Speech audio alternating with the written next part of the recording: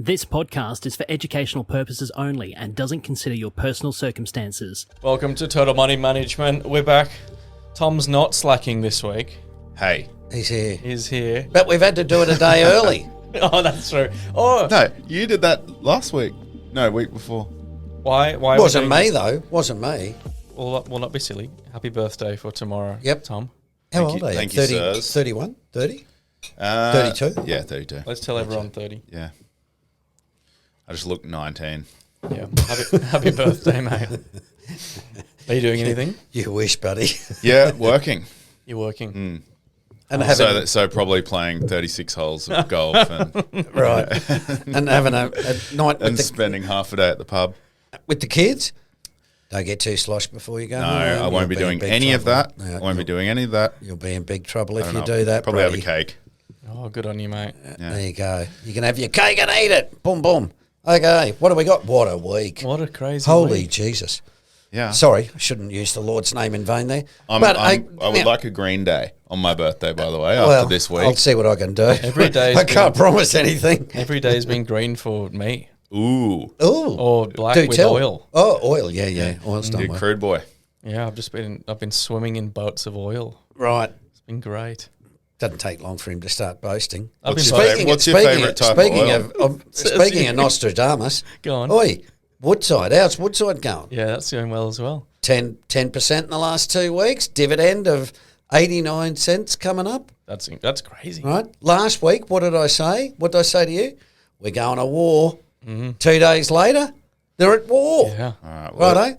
when this finishes, can you give me the lotto numbers? Yeah, next week Yeah. will be an absolute outbreak of peace and prosperity for good men and women across the Is world. that your prediction? That's my prediction. Have you right? turned into and if the it comes Lord true, Jesus? and if it comes true, I'll be a He legend. thinks he knows everything now Is breaking bread next week? across all domains. But it's been pretty wild, hasn't it? It's been nuts this week. I couldn't sleep. I was that just looking at the Animated. news and I Yeah, can't believe yeah. this is happening. And it's in Dubai. It's in Doha. Yeah. I did the same thing when the Gulf War was on. I did the same thing. Like I just stayed up glued to the TV. And see, in those days we didn't this weekend I just sat there and searched YouTube for like where's live, CNN and stuff like that, and was just watching it all. It's one of those things. It's really weird, it's just a strange thing. A guy wrote on our socials and went, what did he say? Celebrating war. Celebrating war. Oh, nice guys. And it's like, well, no, we're not celebrating war, but it's just a fascinating world event. Yeah. And it's just the way it works. Even when we knew it was coming, right? It was like, listen, they're going to war. Yeah. But then when the strikes happen, that's when it's like, okay, we got to watch this stuff. I've been reading some of the stuff over the week of what the Israeli intelligence services have been up to. I don't know if you know this. They knew, Is that right? the Mossad? Is that the Mossad? Mossad, yeah. Mossad. Mossad was so deep in the Iranian security structure. The Iranians set up a group to track Mossad activity, right? Yeah. So the leader of the group is actually a Mossad agent. Of the group watching the Mossad. Yeah. Wow. So they go, hey, you guys have got a spy on Israel. And it's like, yeah, cool, no worries. And those guys are actually spying on Iran. I think you'd call that a double agent. Yes, a double agent. Well, 007. but remember the pages? Remember how the Israelis exploded the pages on the Hezbollah? Right. Well, guess what they did in Iran? The idea is, or the word is, that what they did was the reason why they can precision strike them is because when they went to the dentist, guess what the dentist put in their fillings? Trackers. So they knew with them. This seems fake. No, mate, I'm telling you, this is the level it gets to these days. That's why they killed Khomeini in 2 hours. Yes, They went, we're at war, boom, he's dead. Right. Yeah. Who's next? And they just, that's why, because they know where they are. Yeah. What's his name? Khomeini. Khomeini. Yeah. We don't do Dead it man. justice. I apologize. We don't do it justice. Wow. But I thought it was fake when it was the war started, and then an hour or 2 hours later he was already gone, and I was like, that's surely not. He's they the wiped leader. out like 10 of the top leaders. And Iran's big, with a big military as Yeah, well. It's yeah, not yeah. a little place. There's 90 million people. Yeah.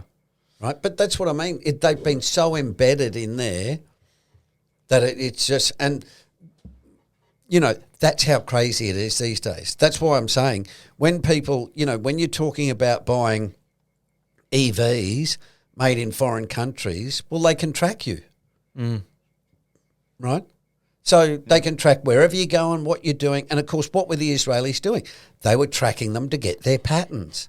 Right, every morning he gets up at 8 o'clock and he goes for a walk around the block, and then he has an intelligence briefing and boom, boom, boom. Right, every Tuesday he does this. Right, we're going to attack on a Saturday at 8 o'clock. Where is he? Oh, he'll be having coffee at the coffee shop or blah blah blah. It's like right, boom. Well, they did the same thing with Bin Laden as well. He was walking around his compound. Yeah, yeah. That's what I mean. It's it's really sort of freaky stuff. Good job we're not world leaders. yeah. I think we'll be all right. Yeah, we'll be fine. But there's so much has come out of that. The oil volatility, as you talked about. Yeah. Right. One thing that's been raised is the US, because they're beholden to China for the rare earths.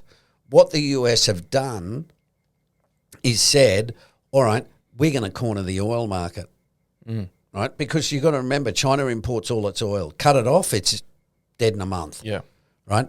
So if you go through the list, Venezuela, right, exports lots of oil to China and Cuba. Okay? Trump's already said we're going to take over Cuba. Yeah. Right? So he's strangling them. Righto. So what does he do next? Next he does Iran. Right? Iran sells 1 million barrels a day to China. Right? Well, now China is saying to Iran, don't cut off the Straits of Hormuz. Well, I thought they already... I've seen mixed reports, but I thought they already had closed Well, I think they have, but I think... See, the problem is there's a difference between what you say and capability. So the Iranians have said, we'll cut it off, and it's like, yeah, really? That's why we killed your navy. Yeah. Right? So Iran can probably fire missiles, but then they can be, defended against. Yeah. Right, with air shields and stuff. But again, so there's, and now, when was it? Yesterday, I think, this hasn't been widely reported, I just saw it as a sort of sideline, was the Americans and the Ecuadorian government are having a stoush locally with the terrorist organisations, right? So go and Google, who's Ecuador's largest trade partner? China. I can't believe they haven't done anything, though. So it's all about China. Like China. So methodically cutting China But off. they can't, but they can't, Jacob. See, this is the difference with the US. The US has global reach, right? If there's a problem anywhere in the world, the US can get there, right? They've got the Navy, they've got the Air Force, they've got the B-2 bombers, they can get there, right? China hasn't got the reach, right? It's got no super carriers. The US have got 12. Japan's got 3 and the French have got 1, right? So that's why the Yanks can jump in wherever they want and say, right, we'll sail over there. Look, they flew, and I think they did that this week as well, but they flew the B-2 bombers the first time they got into Iran, 4 or 5 months ago. Yeah. They flew them from the US, and I think it was something like, 17 hours straight. Just straight around, bang, on and back. 17 hours there. Yeah, right. So this is what I mean, where you go, man, that's, unseen. Yeah. So that's why you look at it and go, that's why you don't want to, mess around with the United States. Yeah, they've got some pretty big cojones to... Well, they've got a bloke who's going to use it too. Yeah. Like, you got to hand it to Donald Trump, mate. He said, listen, no negotiations. Well, sometimes you just got to bomb people. And it's like, he won't bomb people. It's like, guys, he's got half the Navy and the Air Force there. He was a businessman. I think he's going to follow through with it, right? Yeah. And so, but there's so many things that have come out of it the oil markets, and now what they've discovered is the Straits of Hormuz is also responsible for like fertilizer, like everything. heaps of stuff. Yeah. Right. So, we could be looking at a serious bout of inflation. Yeah. Awesome. Well, I saw something the other day saying fill up your cars because petrol's going up. I was like, well, with what? One petrol tank at $1.75, and then the next 5 years is going to be $3. Don't be surprised if it is. Yeah, well, that's what I'm saying. Like, Yeah, it yeah. doesn't make a difference, Absolutely. and you can't buy an EV because they'll come and track you. Well, it uses electricity anyway, and have you had a look at your electricity bill lately? Right. Mine's gone from 180 to 336 or something. Yeah. Solar panels don't do jack shit. I've got 30 of them on the roof, and I think I got a $4 rebate last month. Oh, did you? Yeah. Right. Well, so long as they work, it's a great idea. Yeah. A great idea. So anyway, I think it's the other thing that I noticed domestically in the US was, remember a few months ago we were talking about the new normal and saying it feels like 1965 to 1982, right? The Cape was about 28 and it worked its way all the way down to 5, right, in about 1982 or 7 or something. I've got that vibe again. In 65, the big fight was over the Vietnam War, right? There was lots of fights in America about entering the Vietnam War, right? And there was heaps of social fights and disturbances about it.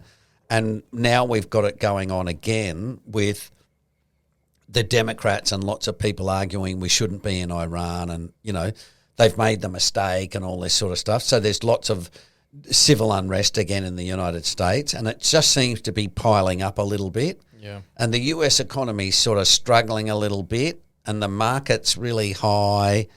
You just sort of look at it and go, oh man, that's a real tinderbox. I mean, it's really easy to blame a war on the fact that things are falling to pieces as well. So in 5 years' time, they've been through 5 years worth of fighting.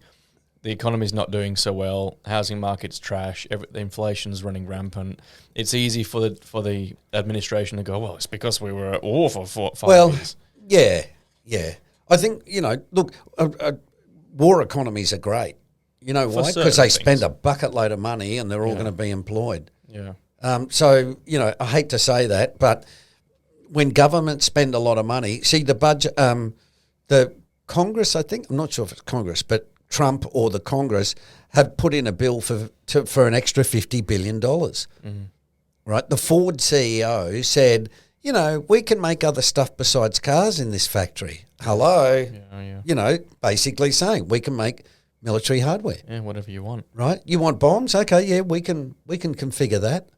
So there's all this stuff going on where you can see it's really gearing up, right? And so, we could be in for a fair bit of, there's a few people going, a week or two, but these things tend to roll on for a bit. So anyway, we'll see what happens, but it's really put a bit of a, there's a fair bit of volatility in markets. Well, how many active wars are going on right now? There's probably a lot. Heaps. Yeah, there's probably a lot, Tom, yeah. Like it's that out we of know hand. of. Well, yeah, when the Russia-Ukraine one kind of started years ago now, I remember that was the thing, you're checking the news going, is this actually happening? Yeah. And then they just keep popping up and it's just another one. Well, it's been going for 4 years. Yeah. And it's the second time around. Well, it's now sort of, has anyone talked about that for the last week? No, we're all talking about the new war. Yeah. Right? That's what I mean. It's so outrageous. So, yeah. If the US does successfully cut China off from their oil, what does that look like? They won't cut them off. Trump's going to China in April, but I could tell you what, I'd love to be a fly on the wall because there's obviously, Trump is a guy who's showing, the American muscle. And like I said before, the American economy's been really eroded and corrupted, right, by Chinese propaganda, Chinese money, buying American mouthpieces, all this sort of stuff. And, it's serious. Yeah. And they, you're not going to get around it by going to China and saying, listen, can you guys play the, can you guys do the right thing? You've actually got to say to them, right, you want to play it like that? Okay, cool. So are we. This is the position. Well, they're obviously going to negotiate the rare earth strategy and make sure that they're like, we've got oil, you've got rare earths. Where do we want to go? Yeah. Well, there's the old story, right? There's the guy who is, since we're talking about dentists, there's a guy who's laying in the dentist chair, right? And the dentist says, "Listen, I'm gonna start drilling, and it might hurt." And the guy grabs the dentist by the what's and says, "We're not going to hurt each other now, are we?" Right? And it's a bit like that, right? It's a situation where they're saying, "Listen, you need the oil. We'd hate to see you disrupted." Yeah. Mind you, we need those rare earths, right? So what we're going to do, as I said a while ago, we're going to spend the next 5 years with China trying to get as much oil and energy as it can somewhere, and the US building a supply chain of rare earths. Right? That's what we're going to spend. We've got more of that in the Signal and Noise newsletter about rare earths and stuff. But yeah, it's it's going to take 5 years at least. Yeah. Well, something else we haven't talked about for a while is the S&P 500, the NASDAQ. It's gone nowhere for months now. Yep. All the money's rotating into other things like commodities and emerging markets. But commodities will probably go really well from here. They've already started a bit the last couple of weeks. But here's a tip for you. Remember when Warren Buffett bought IBM? He said, "Oh, I bought this really big company, and and they went, "Oh, okay, what is it?" He said, "Oh, I'll give you a hint," and he said, "HAL." Right? HAL was the computer in the movie 2000, whatever, something, Clockwork Orange. I think it was Clockwork Orange. The computer was called HAL. HAL 9000. Right? Yeah. And he said HAL, and everyone was Odyssey. like, what's he talking about? What the hell is he talking about? And anyway, a month later he comes out and says IBM, right? And people go, right, the computer. Anyway, here's the secret word: chocolate. Go on. That's it. You got to figure it out. He bought Cadbury. Yeah. He's on what I cocoa. should do? I should do one of those. Wait till the end of the podcast, folks, and we'll tell you. Yeah. So chocolate. That's the secret word. So you've leveraged long to the cocoa bean. There you. Oh, he's always giving it away. The boy's a genius. Mate, we're going to put that in Signals and Noise Premium. Yeah, there you go. You've just blown it, Tom. That's the cover. I definitely But haven't. Tom, what's your 2 favourite words? Not advice. Have a look at cocoa. Is that how I sound? Cocoa's really cheap. No, Sounds you like a do wiener. sound a bit deeper than that. Sounds like a wiener. With a hint of frustration. And panic and anxiety. Not advice, not advice, it's not advice. Tom's the one that has to talk to the lawyers every other week. That's It's why. now it's general advice. Yeah, it is general advice now. Yeah. I'm just talking about chocolate. I don't think we announced that we have an AFSL now. We've got one. Well, we just announced We it. have a financial services license, so There you go. which we slaved away for 12 We've months. got huge credibility and legitimacy. Well done, fellas. There's a new- General advice only. There you go. My God, Thanks, we've been Tom. going for bloody 18 minutes already. It's all right. God, you blokes talk a lot. There's a new section in our podcast, what we like and what we don't like. What? I'm sorry, I've had a couple of wines. So where are we at? What do we like All this right. week? Well, the thing we've been talking about is emerging markets. Yeah. Right. So they've been going really well. Money's starting to flow into emerging markets. Commodities, right? They're renowned as sort of commodity exporters, right? So there's a little bit again in the Signals and Noise, but the valuations are pretty good. Some of them are a bit expensive, right? But some of them are still very good. What else have we got? They've been out of favour for a decade, right? So you should be kind of thinking a bit about mean reversion. Okay. Well, just before you go on, so there's a chart in here that you've popped in, which will be in Signals and Noise as well, about with the cash inflows into emerging markets. Yeah. I just want to highlight that it's at almost record highs since 2020 at a flash. Yes. But even before that, it's before 2006 that we had this much cash rotate into emerging markets. Yeah, that's why if you have a look there, they've been out of favour for a fair while. but the money is now starting to come back. So where is the money flowing from? Because the US hasn't necessarily. Yeah, generally it's selling out of US equities. Probably gold and stuff as well, like rotating from precious metals. But that's what I mean. What's strange is like yes there's and no no. obvious. Yes and no. I think it's probably more US equities, hence the reason why US equities haven't gone anywhere, right? And people are probably gradually selling down their Nvidia and putting it into Petrobras. Yes. Right? Or something like that. Like, remember, last year, the last 2 days, the Korean the Korean markets dropped like 20% or something. But, you got to remember last year it went up 100%. So there must have been a big inflow of money there. Yeah, true. Right? So that's where it's, same old story, mate. Track the, follow the money. Follow the money. Yeah. Right? Well, it's positive, and we've been talking about emerging markets for a while. Yeah, so years now. we're starting. We've been doing the pod for years. Yeah, well, That's true. The emerging markets have been, humble brag, we made 35% last year in in emerging markets. So, that's why I say you don't have to, there's this thing about, yes, it's emerging markets, but it's also about, there are cheap ones that have done really well. Korea, Turkey, Brazil, right? And that's where you sort of go, okay, well, I don't care about emerging markets per se. I just made 40% in Brazil. It's like, cool. Right? That's the general idea. There's an entry and an exit.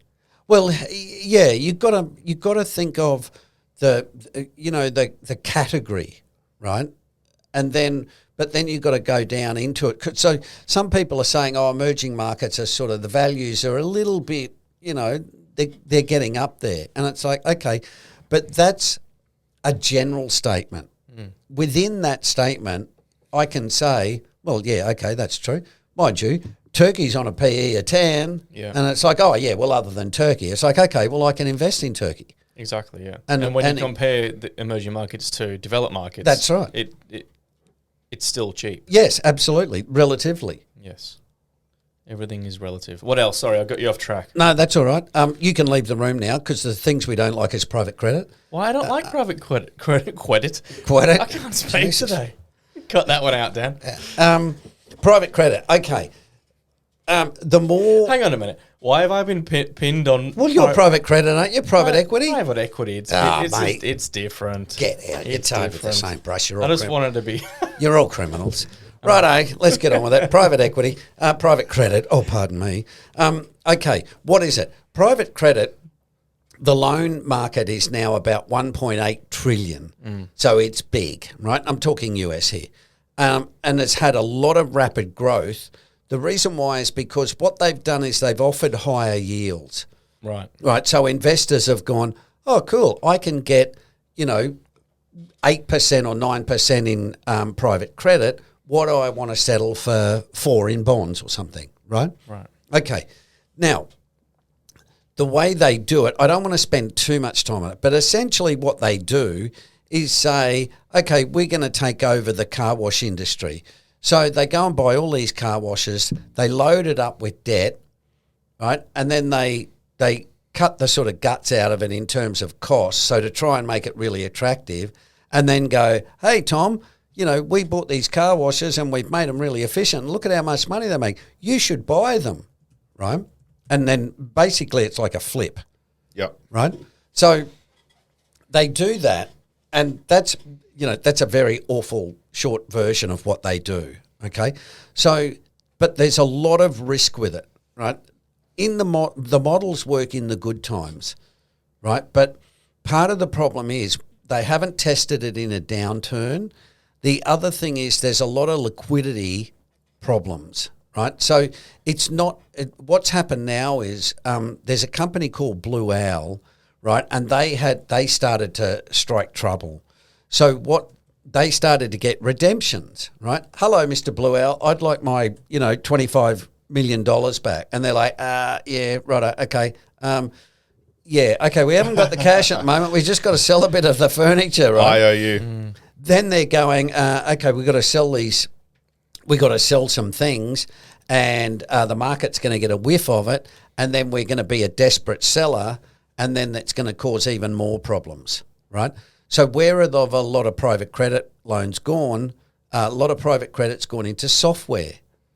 So the software industry's been belted by the belief of AI is going to, kill coding. So they're holding all these assets that are now decreasing in value. Yeah. And they're looking at... Right. And then I come along and go, hey, I want my money back. And they go, oh, gee, Steve wants his money back, and we got to liquidate the assets that we bought at $1 for... Now we got to go and try and sell them. And people will go, yeah, sure, I'll give you 70 cents. And it's like, oh, Jesus. Well, they go back to the angel investors for more capital investment anyway. My experience... Well, they try to, Jacob. That's the thing. Yeah, and then the well runs dry. Well, yeah, people say, you guys in trouble? It's like, no, everything's good. It's like, okay, what's going on? Well, I mean, my experience with angel investors is that they're just as bad as every normal person. Of course, they're like, oh, money. Shit, I just want to... I'm in for a penny, in for a pound. Here's $10 million more. Yeah, but that eventually meets the wall. But here's my experience. Yes. So private credit and private equity, the equity goes to the credit for the lending. Yes. And the lending goes to the investors to come into the equity because they'll get 8% or 9% based on the investments that they own in private equity. Yes. They usually, if they're a good one, the equity has a few businesses or portfolios. Big if. Yeah, if they're a good one. Yes. Or if they're an established one, they might have 10 portfolio companies. Yeah, BlackRock. Yeah, 3 of them go shit. Yep. 7 of them do all right. Yep. The investors make their 11%. Thank you very much. See you later. Yeah. But right now, it's so easy to open up to be private equity and open up a fund and get lending from private credit. Yes. That you end up with 1 or 2 businesses, then both go tits up, and then you. That's when you're in trouble. So that's how they're linked. Yeah, and it's got a contagion effect. Yes. As well. Right. So I've got a couple of problems here. Right. Higher risk, offering higher yields doesn't mean it's safer, right? Or you receive higher returns. They aim for higher yields, right? This is where we talked about one recently in Australia where they said, we aim to get 3% above the overnight rate, right? And it's like, okay, how's the aim going, fellas? Right? Yeah. And the fees are like hedge funds, right? They're 2 and 20, right? So the fees are outrageous, okay? Now what, of course, here's the penultimate sign. They're trying to get into super funds, right, which is what you said before, Tom, right? I must have missed that memo. No, what they're doing is they're now saying these things might have a little bit of what as a sandwich. What do we do? I know what we'll do. Who's got some money?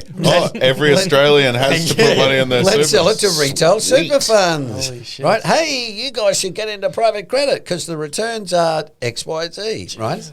So look, it's the same every time. The poor retailer provides exit liquidity, right, for these guys to get out from underneath the bus, right? So Every bull market ever. mate, 100%, right? That's why you want to be careful about people who are promoting private credit and they have, say, a sponsorship arrangement. Yes. Right? Okay. Who could that be? The balance sheets are very clouded and they're not public. This sounds like someone. Could do. They use a lot of leverage. Yep. Right? They're doing a lot of dodgy accounting by swapping assets between subsidiaries. Then they're doing stuff in the Cayman Islands, all this sort of stuff, right? It's all a sign of saying if things were good, you wouldn't need to do this, right? Everything's normalized. The accountants of any listeners that are accountants will laugh at that. Every single thing is normalized for the EBITDA. Yes. So any random purchase is normalized. It's $1 million. So they're counted. They're overexposed to software, right? Now, the problem is the software companies have been absolutely smashed. Yep. So the asset valuations are going down. And lastly, liquidity, right? Let me read this one, right? The mass exodus of retail capital from private credit has begun, one of the funds, right? Repurchase requests are up to 8% over the past month, right? The fund paid out $3.7 billion against $2 billion in new share sales, right? So, again, this is Blackstone, but this is what's happened with Blue Owl, right? And what's happened is you then have to rush to the market to say, no, look, don't panic, it's all good. And people go, okay, that's good, but can I still get my money back, right? And then when they say, okay, we're freezing redemptions, that's when all hell breaks loose, because what it means is they're underwater, right? So, but the short story, be very careful with private credit, right? Men bearing gifts. Yeah. So there seems to be substantially more in the we don't like section than the we like. Tom, the good news is I haven't finished. And now you're in the now you can leave the room, right? 'Cause now I'm going to do a number on artificial intelligence. And I don't like you, Tom. And I don't like this wine. I'll be quick. Okay, look, the two things with AI. The problem has been it's been overhyped, and now it can't live up to what it's been hyped at, right? The studies are now getting more and more serious about saying, listen, they said they were going to do this and it can't do it, right? We've talked about hallucinations. There's now a study that came out this week that said now it's basically a sycophantic tool that sucks up to you, and then, you say, oh, I'm thinking about investing in, stocks. Oh, yeah, you'd be really good at that. Like I'm thinking investing in, XYZ. Yes, fantastic. And you'll get sitting there going, man, I'm a legend. Yeah. Right. So, and of course, what happens is that turns out to be really, bad advice. The economics are appearing really unfavourable. That's the serious bit for me. Products always promise too much and don't deliver. Yeah. The part of it, the problem I have is the economics, and I won't bore people with it because it's really long, but the economics are really struggling, right? And that's where I think that's the concern as an investor. Well, how do you monetize it to the appropriate level, given how much they have to spend to build the infrastructure? That's the problem, Tom. Yeah. That's the problem. You see, they're saying, oh, we're going to spend 600, and it's like, cool, okay, how much revenue have we got? And it's like, 10 billion. It's like, guys, and we've got to have new chips every 2 years. It's like, okay, this is looking a bit uneconomic. Yeah. Right. So that's a real problem. My issue is that it doesn't pay for itself. You look at it on a balance sheet, and you're like, oh, you're gonna have to sell 10 billion programs. Jacob, you'll have to charge us $1,000 a month to use it. Yeah. But then also, Tom, that how they talk about using tokens and stuff. Yeah. People burn through tokens, right, for the most inane sort of garbage, right? But that costs the company because the companies are currently subsidising a lot of it. So there's people out there going, I'm just going to burn through all these tokens, right? And it's all subsidised. Yeah. Why do we exist? Buy token. Why do I feel funny? And so there's a couple of other things. One was, and again, a classic sign. Sam Altman knifed Anthropic, right, when the Department of War, they call it now, not Defence, Anthropic said, no, we're not going to come on board, right, and give you control. Sam Altman said they've done the right thing. Guess what happens? 2 days later, that asshole goes in and does a deal with the Department of War. Now, what's the issue? Okay, over 1.5 million people have reportedly left ChatGPT. Right. So what happens? OpenAI's Altman admits defence deal was, quote, opportunistic and sloppy amid backlash. Right. So this is what happens when CEOs and executives overreach. Right. Travis Kalanick did it. Right. With Uber.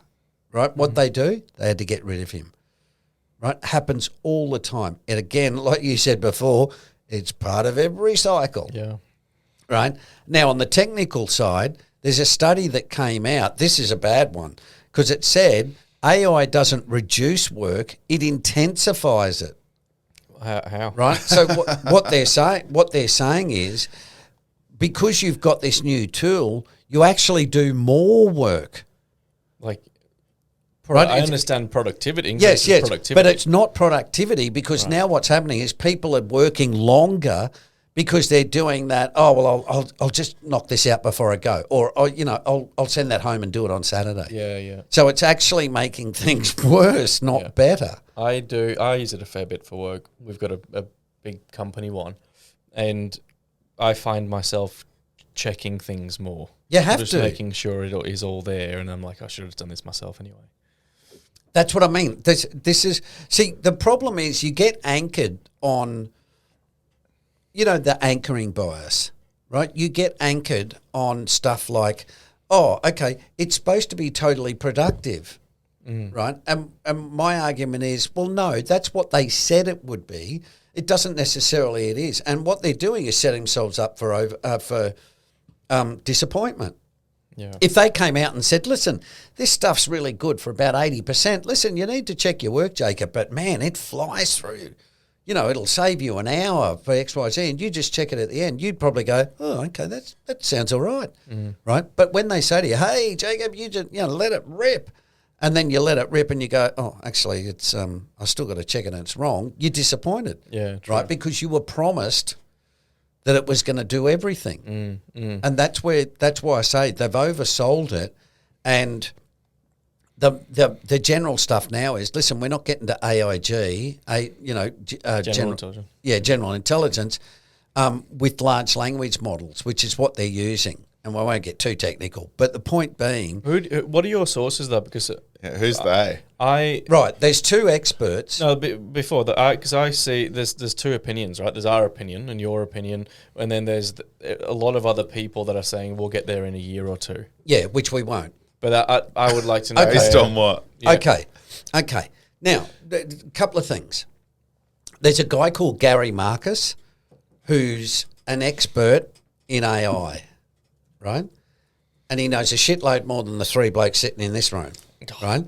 Now, the other thing is too, there's another guy called Ed Zitron who writes a lot about the economics of it, right?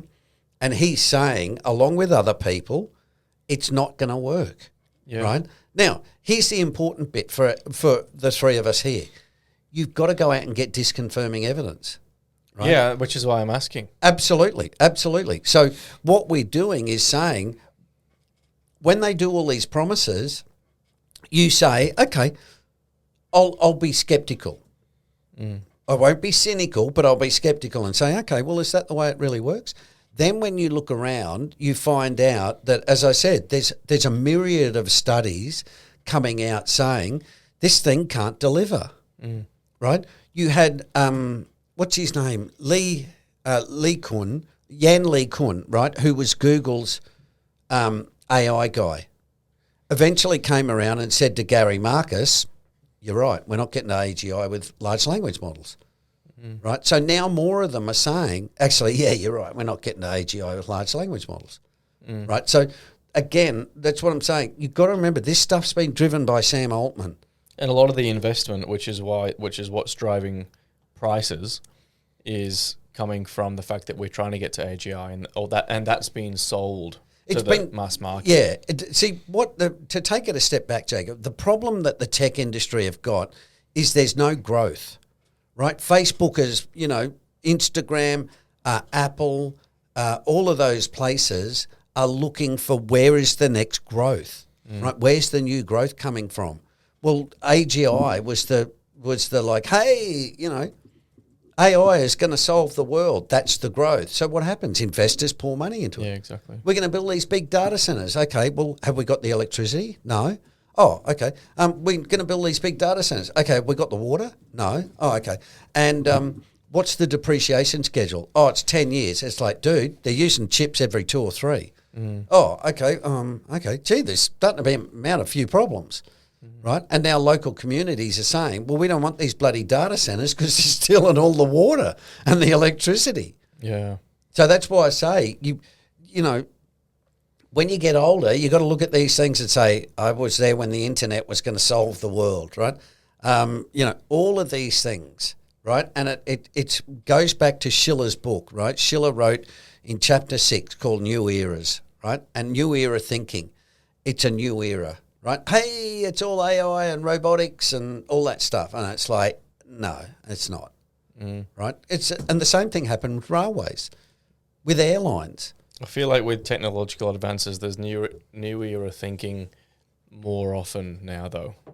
But that's a bit of a trick, because you imagine being back in the day when there was pre-electricity, right? And they discover electricity, or the steam train, right? Yeah. Which all changed the world. Yeah. Absolutely. Yeah. Absolutely. But lost an absolute bucket ton of money in the process. Yeah. Right? And that was the difference. The thing they're concerned about now is, at least with railroads and the internet, you got left with cheap fibre, right, for the internet. And with railroads, you went, hey, they laid a railroad, now we can use that, right? So the problem they've got with the AI data centres are they're actually quite unique. So you can't go, oh, well, that's cool, dude. We'll just flip it and use it for, something else. And the depreciation schedules are really, really tight. So if you say, oh, well, look, I've got to get 400 million every year because I've got to replace these chips. Well, okay, that means you've got to generate revenue of $1 billion or something. Yeah. Right? So that's where you start to look at it. And as I say, the realities are starting to come home because they've overhyped it, right? And said, hey, it's going to put everybody out of work. Actually, no, it's not. It's going to be wildly productive. No, the studies have shown, that it isn't. So, we're all going to be out of work in 2 years. It's like, oh, please, stop it. That's ridiculous. As if we're going to have unemployment of 45%. What? Because, there's some bloody AI thing running around. It's just ridiculous. Yeah, yeah. Right? They did that with the internet. Oh, all the retailers will be closed. It's like, really? And retail increased. And retail increased. Over time, yeah. AI will probably find a use. I just think it'll be I think it'll disappoint a lot of people compared to what the hyperbole is about what it can actually do. But what's funny is, what do you think people were expecting it to do? Well, they're expecting it to solve the world, Tom. That's what they've been sold on. That is way too broad. No. No, but what I'm saying is, do you know what I'm asking? What was it ever meant to do? It wasn't ever meant to be a person. No. Remember, they've said. Remember what the promises were, right? It's going to create mass unemployment, right? Well, that's untrue. The studies have shown it'll be lucky if it can do something like 2% of human jobs, right? So this is why I say, when they've overhyped it to the point of saying, look, it's going to do this and it's going to do that, and the studies are coming back, the companies have said, listen, this stuff's way expensive and it doesn't work properly. Yeah. So that's why I'm saying, I know you're cynical of my position. No, I'm actually not. No, I understand that. But I'm saying that what you've got to look at is the studies are coming in saying this is not living up to the hype. And the problem is there's a lot of investors out there, even people I respect like Alan Kohler is writing stuff like, it's all going to be AI and blah, blah, blah. And it's a bit like, is anybody bothering to read alternative stuff where people are saying, experts are saying, I don't know where you people are, everybody's drinking the Kool-Aid. Yeah, I think the problem is everyone's an expert now. Well, on not just this topic. Yeah. And I'm actually on the fence. I use it a lot, but I understand and believe actually that it's definitely overhyped like everything else in the world. The question is, I would say the exact same, but also the amount you need to spend to build the data center to run these platforms is insane. Yes, and the flow-on effects of that, it's putting pressure on the whole supply chain. All the components that they require for those, big data centers are putting pressure on everything else. Yes. So stuff like this is now taking longer to get, costing more. Yep. Like the flow-on effects are exponential. So it's causing a whole bunch of other problems. That's what I mean. What I'm saying is everybody just hears, it's going to put everybody out of work. Oh, okay. Just all of those things, and as I say, I'm not being cynical because I just don't think it works. I'm being cynical because I'm reading the studies going, these things keep coming out going, no, I'm sorry, it makes more work, not less. Oh, okay.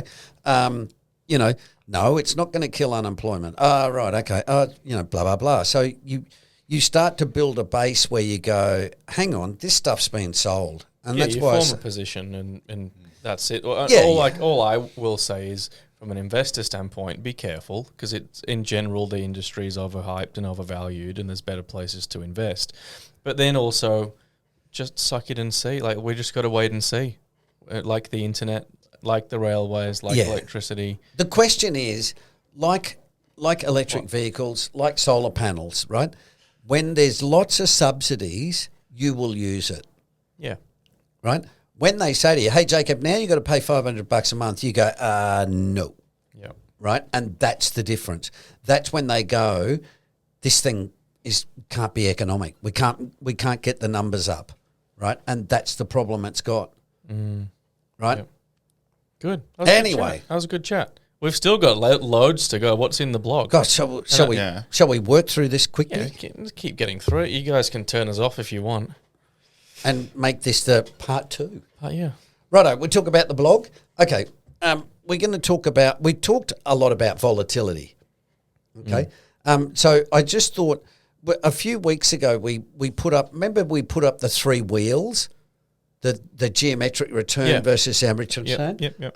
All I wanted to do was sort of expand that out and say, and sorry folks, if you want to get the pictures, you have to go to the Signal Noise Premium Edition. Now selling for a lazy, is it $9 a week? It's $9.99 a week. No, $9.99. Yeah. Oh my God. We have changed. Sorry, side conversation. Oh, what's happened? There has been substantial change to Signal and Noise. Go on. It's simpler. There's more content for the premium members now than there was. That's true. Longer video. Longer and videos. way more detail. Because for a while, it was finding its identity. But it's longer videos by me too. Yeah. That's important. Yeah. That's an upside. Yeah, you know what? And they're in 4K sometimes. Yeah, and there's no AI, folks. And No most of private the equity time, either. the mic's turned on. Hey, I'm just learning. Righto. Okay. Go on. That's an in-house joke, folks. Righto. I don't think it is anymore. Yeah, everybody knows I'm hopeless. It's now out of the house. Everybody knows I'm hopeless at that stuff. I thought the park shot wasn't too bad, though. Pretty good. That's good. You know, Very. first timer. Very good. Righto, what do we got? Okay, you got 6 investors. What I'm trying to show here is you can have the average return at 5%, the arithmetic average, but the compound return can vary a lot based on the volatility, right? And so the extreme is this. Investor Tom in year 1 makes 5, 5 and 5 through to year 3, right? Tom's got a term deposit, makes 5%, average return 5, compound return 5, right? Okay, Jacob invests in stocks. He gets 30% the first year, you get minus 25% the next year, then you get 10%, right? So that is still 5%. Right, 30 minus 25 is 5 plus 10, 15, divide by 3, there's your 5. That's your average return. That's right. Yeah. That's your arithmetic average, right? Your compound return is 2.361. Now, Rubbish. My point volatility. is saying exactly, and the volatility is the big losses, okay? That's the thing that really smashes your returns. Now, if you say to me, Steve, I'm investing for 30 years, and I say, well, Jacob, every 30 years, the market falls 50%, you're going to get that 50% fall, right? And that's what's going to smash your returns, right? So that's why we talk about not losing money, right? Yeah, out of these 6, the best return is Tom with his 555. Yes, because there's no volatility, right? So what you really want to do is you want to look for the ideal investment has low volatility, right, but high expected returns, which can be maintained for a long time because you can let the compounding work, right? If you're getting 5%, it's like, okay. But if you're getting 12, that's where you go, man, I'm just going to let this thing ride. Right, because you're getting 12% compound, right? So 6 years, double your money, right? Volatility is not too bad when you buy low, sell high. Yes. In an area that's well valued. Yeah. Yes. So that leads on to the masterclass about Kelly criterion. Yeah. Okay. So this week I want to talk about the role of information. Okay.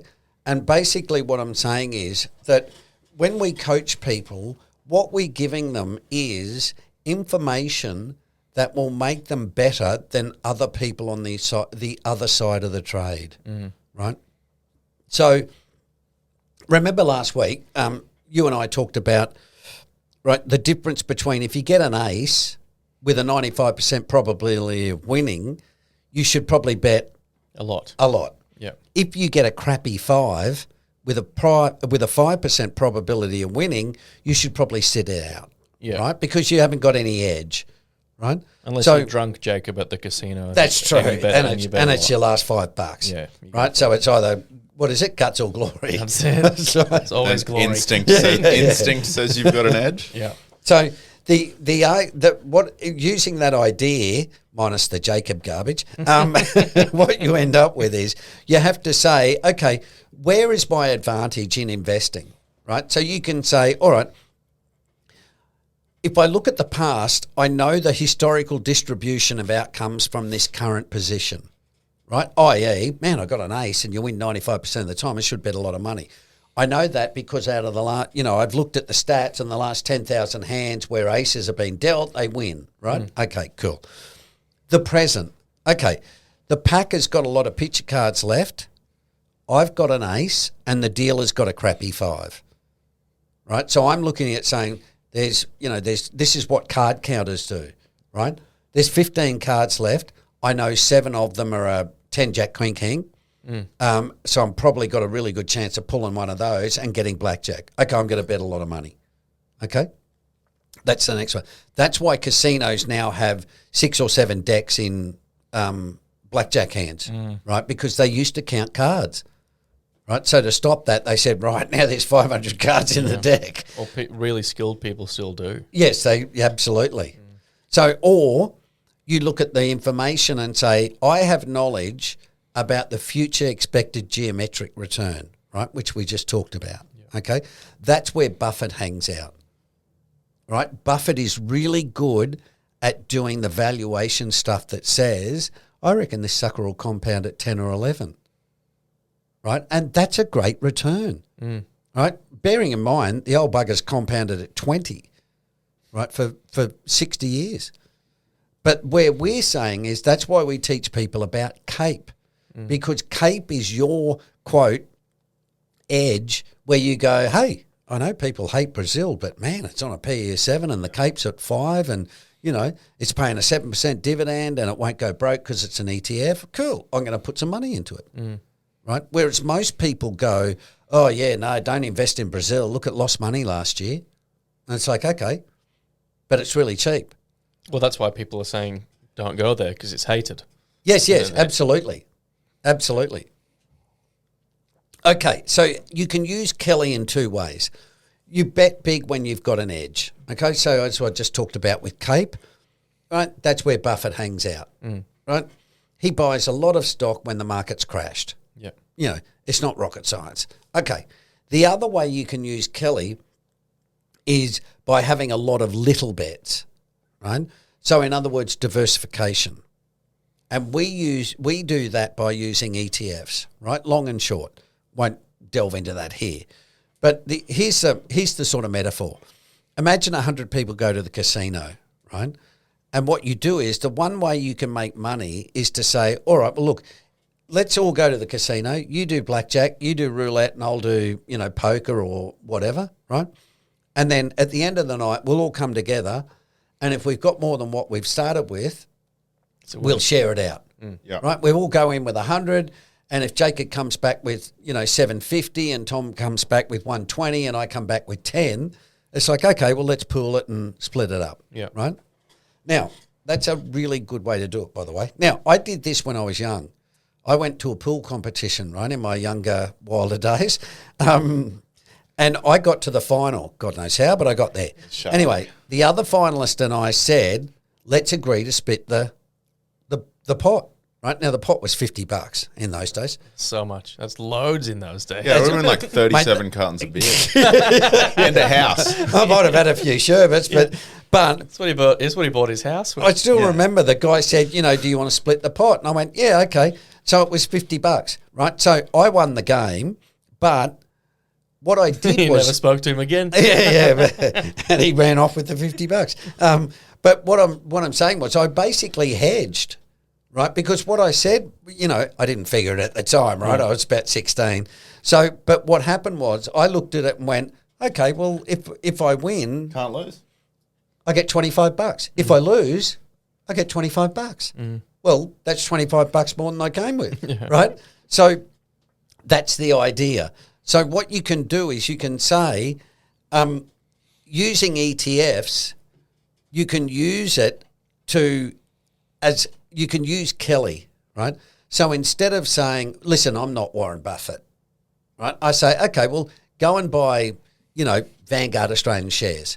It's got 200 companies in it. So it's like saying I'm having a little bit of a bet on 200 companies.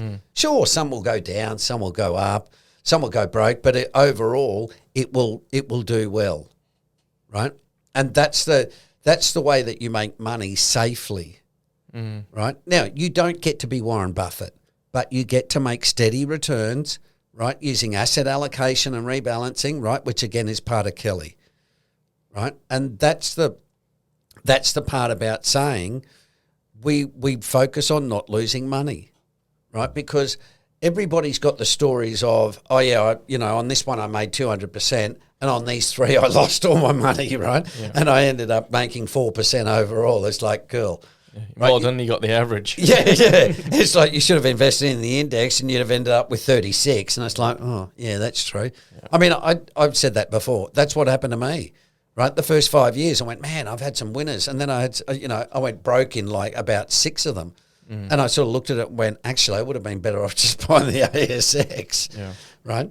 So anyway, the point being, information and your knowledge base is really, really important, right? That's the point. And if you learn properly how to think about the market, you can. It's not that hard. Right? It's just that everybody listens to the mainstream industry, which is like, oh, you got to pick stocks and you got to do this and you got to do that. Most of that is garbage. Dollar cost average into NASDAQ or something. It's really about saying, okay, how does the stock market work as a statistical distribution? And you look at it and go, okay, well, actually, this stuff's really easy. And it's like, well, yeah, it is, because you're not picking individual stocks, and so the threat of going broke is really, really low. And that's what Kelly's saying. Kelly's saying, listen, don't bet everything, right? Just bet sensibly and accordance with the odds, right? So if the odds are really good that you're going to make 14 or 15% compound, listen, bet a lot of money. Yeah, and to hammer it home, the way to measure the odds is CAPE. That's our way of measuring the odds. CAPE. CAPE says, hey, low CAPE, high return. Yeah, okay, well, Brazil's on 7. All right, well, that's probably worth a bet. Now, it doesn't guarantee you're going to make it, but what it says is the probability that you make it is going to be very high. It's higher. Yeah. Right, based on historical knowledge. Yeah. Right, so that's the general idea. That's good. There you go. Well done. Extra long one. Thanks for coming to my TED Talk. Cheers, fellas, and happy birthday. You'll be home by midnight tonight. I will. Yeah, happy birthday, Tommy. Anything else you want to cover? No, I think that's it. If you're not already, please have a look at Signals and Noise. And other than that, and the Cocoa thanks for listening. See ya. Cheers, folks. This podcast is for educational purposes only and doesn't consider your personal circumstances. Total Money Management Proprietary Limited holds AFSL 568642. Wait till the end of the podcast, folks. What we like and what we don't like. What? I'm sorry, I've had a couple of wines. Because the things we don't like is private credit. Why I don't like private credit? Credit? I can't speak today. Cut that one out, Dan. Not advice.